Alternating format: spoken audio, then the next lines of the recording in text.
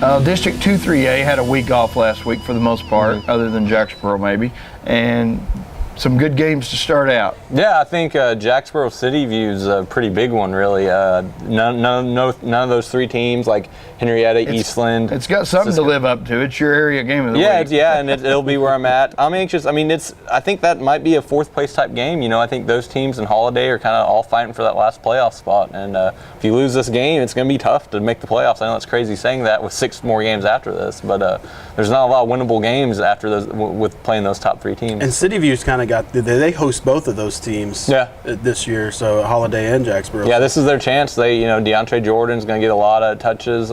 Bobo's been playing well at quarterback. They came off a loss where they gave up 50-something to Windthorst, so obviously there's some concerns defensively. But Jacksboro's got a couple nice wins under its belt too. So. Yeah. And then Henrietta gets back on the field. We've got a feature coming up on them in Thursday's paper, and then they play Nakona Friday night.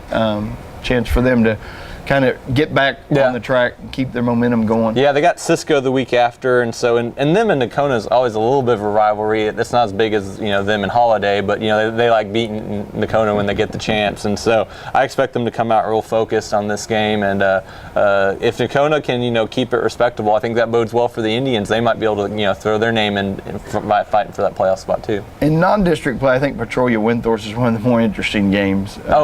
With Windthorst trying to get a bounce back, and then Petrolia, it seemed like they're getting better all the time. Yeah, they're going for 5-0, and that's pretty impressive. I mean, the 2002 title team had a couple losses early. They played tough teams like Holiday when Holiday is really good.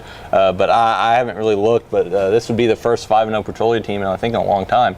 So if they can get this and go into district with a ton of confidence, that'd be pretty big. Windthorst, they're not happy. They turned the ball over 5 times. I expect them to play better. They played pretty well at home anyway, so that should be a really good game. Windthorst's been good so long, they sort of have a little rivalry with about everybody, including Petrolia. They've been in their district before, and when Petrolia was trying to rise up and end up winning that state title, it was Windthorst that was always kind of the big brother knocking them down. Yeah, I think they had to go through them a couple times, maybe once in the playoffs. So this will be a pretty big game.